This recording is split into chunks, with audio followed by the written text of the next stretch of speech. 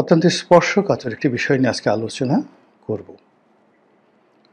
আপনারা জানেন যে আমাদের সামাজিক মাধ্যম এবং মূলধারার গণমাধ্যম ইতিমধ্যে একটা খবর বেশ গুরুত্ব সহকারে প্রচার করেছে।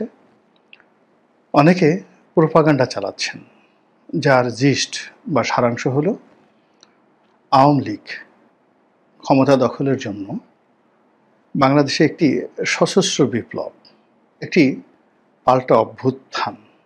এখানে দুটো বিষয় পরে আলোচনা করব। একটা হলো সশস্ত্র যুদ্ধ, সশস্ত্র বিপ্লব, একটি পাল্টা অভ্যুত্থানের মাধ্যমে পুনরায় ক্ষমতা দখল করা, ক্ষমতা ফিরে পাওয়া, হোয়াট এভার মেবি, বা বাংলাদেশে যে রাজনীতি, ক্ষমতা রাজনীতি, সেই ক্ষমতা রাজনীতিতে তাদের কর্তৃত্ব প্রতিষ্ঠা করার জন্য তৎপরতা শুরু করেছে। মজলুম সাংবাদিক মাহমুদুর রহমান, তাকে মজলুম বলা হয়, এবং আওয়ামী লীগ জমানাতে সবচেয়ে বেশি সাংবাদিকদের মধ্যে যিনি নিগৃহীত হয়েছেন, এবং সেই শত নিগ্রহের মধ্যেও তিনি তার যে আওয়ামী বিরোধিতা এবং তার যে জিহাদে কুল্লিয়া সরকারের বিরুদ্ধে, এটা তিনি সাহসিকতার সঙ্গে তিনি সবসময় করেছেন। এবং একটা সময় তিনি কৌশলগত কারণে বাংলাদেশ থেকে তুরস্কে চলে গিয়েছিলেন বা মালয়েশিয়াতে চলে গিয়েছিলেন। এর কারণ হলো তিনি দেখলেন যে বাংলাদেশে যদি তাকে থাকতে হয় তাহলে ফরহাদ মাজহারের মতো তাকেও চুপচাপ থাকতে হবে, আদারওয়াইজ তাকে মেরে ফেলবে। ফলে তিনি খুব কৌশল করে দেশের বাইরে গিয়েছিলেন, এবং সেখানে গিয়েও কিন্তু তিনি তার কর্মকাণ্ড অব্যাহত রাখার চেষ্টা করেছেন। তিনি ইংল্যান্ড থেকে আমার দেশ পত্রিকার যে সার্কুলেশন বা পাবলিকেশন, এটা চেষ্টা করেছেন, যদিও সেটা তিনি সফল হতে পারেননি। তারপর বিভিন্ন লেখনী দ্বারা সামাজিক মাধ্যমে, তারপরে ইউটিউব, ফেসবুকের যে জনপ্রিয় প্ল্যাটফর্মগুলো রয়েছে, সেখানে তিনি সাক্ষাৎকার দিয়ে কথাবার্তা বলে তিনি তার যে আওয়ামী বিরোধী যে মনোভাব এবং ভারত বিরোধী তার যে জিহাদ এবং তার যে প্রো ইসলামিক চিন্তাভাবনা, ইসলামাইজেশনের চিন্তাভাবনা, সেটা তিনি চালিয়ে গেছেন। পট পরিবর্তনের পর তিনি বাংলাদেশে এসেছেন এবং তার যে পত্রিকা দৈনিক আমার দেশ, এটা তিনি আবার প্রকাশ করেছেন।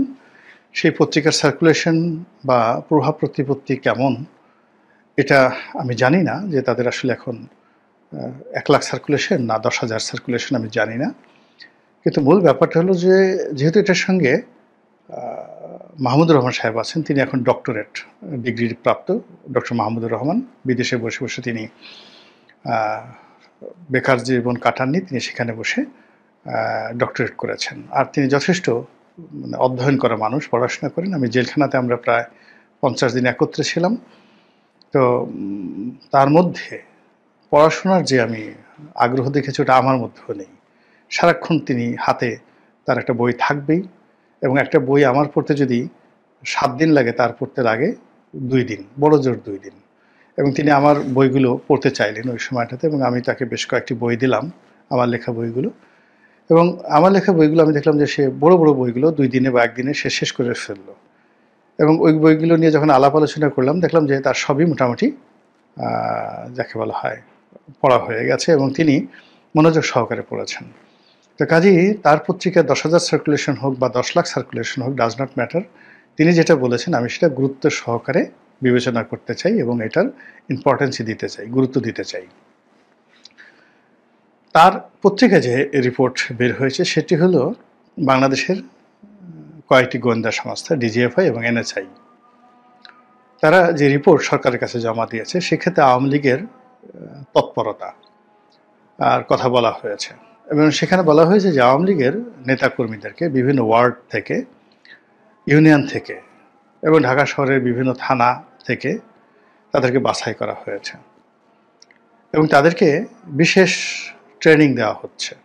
অবশ্যই সেটা অস্ত্রের ট্রেনিং দেওয়া হচ্ছে, এবং নানা রকম অঘটন ঘটানোর জন্য তাদেরকে প্রস্তুত করা হচ্ছে। এই ধরনের একটা রিপোর্ট দৈনিক আমার দেশে এসেছে। দ্বিতীয়ত যে জিনিসটি হচ্ছে সেটি হলো এই কাজের জন্য নাম এসেছে সেই ডিবি মনিরের। যিনি পুলিশের এডিশনাল আইজি ছিলেন এবং এসবির প্রধান ছিলেন। মূলত তার যে এক্সপার্টি সেটা হলো কাউন্টার টেররিজমে এবং জঙ্গি দমনে।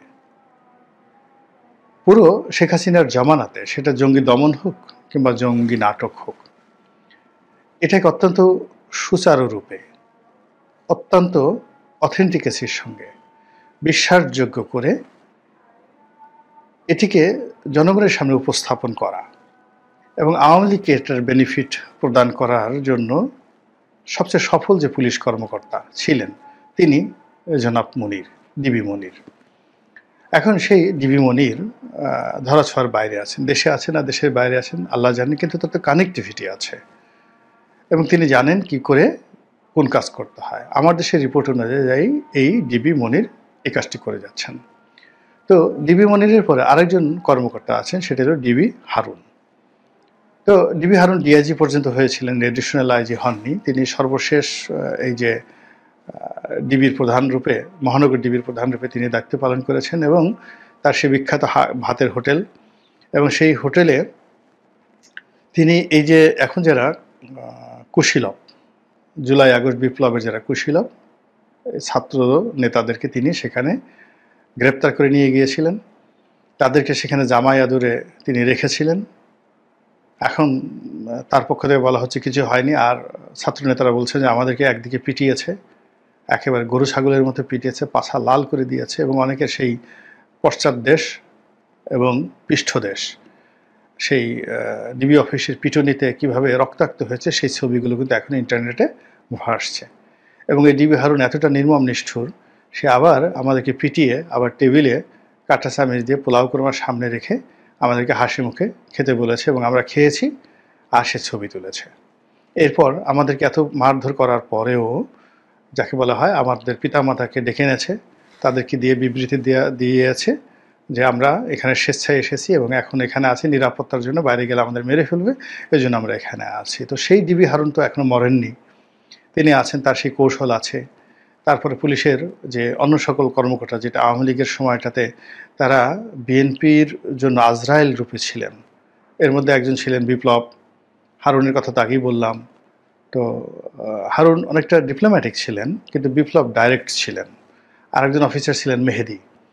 তো মেহেদি ছিলেন। তো এরকম এক ডজন পুলিশের যারা খুব নামকরা কর্মকর্তা, তারা মোরালেস সবাই কিন্তু দেশের বাইরে নিরাপদে আছে, নিশ্চিন্তে আছেন, কিন্তু তাদের কানেক্টিভিটিগুলো কিন্তু রয়ে গেছে, ট্রেনিং রয়ে গেছে, অর্থবিত্ত সব কিছুই রয়ে গেছে। তো এই বিষয়গুলো একত্র করে আওয়ামী লীগের সেই সারা বাংলাদেশ থেকে যদি 50,000 লোককে ওয়ার্ড ভিত্তিক এইভাবে গোপনে ট্রেনিং দেওয়া হয়, এটা এই জনারণ্যে কত বড় ভয়ঙ্কর বিষয় হতে পারে যে এই লোকগুলোর ট্রেনিং আছে কিভাবে বোমা মারতে হয়, এই লোকদের ট্রেনিং আছে কিভাবে বড় একটা সমাবেশ হচ্ছে বিএনপির বা জামাতের অন্য জায়গায়, সেই সমাবেশের মধ্যে গণ্ডগোল করতে হয়, কিভাবে সেখানে একটা ককটেল ফুটাতে হয়, কিভাবে ব্রাশ ফায়ার করতে হয়, সেখানে কিভাবে জঙ্গি হামলা করতে হয়, এরকম একটা যেটাকে বলা হয় আত্মঘাতী, এই ঘটনাগুলো আওয়ামী লীগের লোকদের অর্গানাইজ করে এই পুলিশের সাবেক কর্মকর্তা যারা আছেন, তার সঙ্গে অন্যান্য কর্মকর্তারাও থাকতে পারেন, এইরকম একটা রিপোর্ট গোয়েন্দারা নাকি তৈরি করেছে, মাহমুদুর রহমান পত্রিকায় ছাপা হয়েছে। এবং এটা সরকারের মধ্যে যথেষ্ট অস্থিরতা তৈরি করেছে, চঞ্চলতা তৈরি করেছে, আতঙ্ক তৈরি করেছে এবং জনগণ আতঙ্কগ্রস্ত হয়ে পড়েছে। এর কারণ হলো আমরা সেই সিঁদুর মেঘ দেখে ভয় পাওয়া মানুষ। আমাদের এই জাতীয় জীবনে একটি মাস ভালো যায় না, কালবৈশাখী শেষ হতে না হতেই আকাশে মেঘের ঘন ঘটা, সেই প্রবল বর্ষণে বন্যা, বন্যার পরে শুরু হয় মঙ্গা, ফসল হানি হয়, এরপর অভাব অভিযোগ, সেই আশ্বিন এবং কার্তিক মাস যেতে না যেতেই শীত চেপে বসে। পুরো উত্তরাঞ্চল শীতের কারণে স্থবির হয়ে পড়ে, জনজীবন, কোনো কাজকর্ম করা সম্ভব নয়। রাস্তাঘাট বিকেল 3টা থেকে কুয়াশায় আচ্ছন্ন হয়ে পড়ে, সকাল 10টার আগে সূর্যের আলো দেখা যায় না, মানুষের জীবন তছনছ হয়ে যায়। তো সেই শীতের সেই আমেজ, শীতের সেই ভয়াবহতা, কাঁপুনি যেতে না যেতেই আবার শুরু হয়ে যায় সেই চৈত্রের তীব্র তাপদাহ। চারিদিকে শুধু কাঠফাটা সেই রোদ, গরম, এবং সেটা শেষ না হতে হতে বৈশাখ মাসে এসে আবার কালবৈশাখী। এর সঙ্গে রাজনৈতিক অস্থিরতা, চুরি ডাকাতি, রাহাজানি, সব মিলিয়ে আমাদের এই জীবনটা যেন কেমন। এর ফলে কি হলো কি, আমরা খুব সহজে উত্তেজিত হয়ে পড়ি, সহজে অস্থির হয়ে পড়ি, সহজে আতঙ্কগ্রস্ত হয়ে পড়ি, সহজে খুব ভয় পেয়ে যাই। আমাদের এই জাতীয় জীবনের সেই দুর্যোগ, সেটা সবসময় ছিল। আজ থেকে ৫,০০০ বছর আগেও ছিল, এখনও আছে, আগামীতে হয়তো থাকবে। ফলে এখানে রাজনীতিবিদ যারা রয়েছেন, কর্তা ব্যক্তি যারা রয়েছেন, যারা আমাদের এই জাতীয় চরিত্রকে মূল্যায়ন করে আচরণ করতে পারেন, সেই সময়টা তুলনামূলকভাবে আমাদের জন্য স্বস্তির হয়। আমাদের ইতিহাসে খুব অল্প মহানায়ক রয়েছেন যারা আমাদেরকে এভাবে স্বস্তির জীবন দিতে পেরেছিলেন। ইতিহাসে শায়েস্তা খান, ইতিহাসে গিয়াসউদ্দিন আজম শাহ, ইতিহাসে আলাউদ্দিন হোসেন শাহ, এরকম কয়েকজন মানুষ। তার আগে পাল জমানাতে ২-৩ জন পাল শাসক ছিলেন যারা খুব ভালো শাসন করেছেন। বল্লাল সেন, লক্ষণ সেনের জমানাও ভালো ছিল। এরকম মানে হাজার বছরের ইতিহাসে হয়তো আমরা ১০০ বছর ভালো ছিলাম, বাকি ৯০০ বছরই আমাদের জীবনে সমস্যা ছিল। এই কারণে আমাদের আতঙ্ক খুব বেশি, ভীষণ রকম আতঙ্ক। তো এখন এইরকম যখন ঘটনা ঘটছে, তখন আমরা যেভাবে ভয় পাচ্ছি, আমাদের প্রতিপক্ষ তারা হাসছে, দাঁত কিলবিল করে হাসছে, অট্টহাসি দিচ্ছে। শেখ হাসিনা ওখানে বসে হয়তো ব্যাগ গুছাচ্ছেন, তিনি হয়তো এই এখনই ঢুকে পড়বেন এরকম একটা প্রস্তুতি তিনি নিয়ে বসে আছেন। এবং আমরা এই কথা যখনই চিন্তা করছি, ভাবছি, তখনই আমাদের মধ্যে এক ধরনের মানে কাঁপুনি শুরু হয়ে গেছে।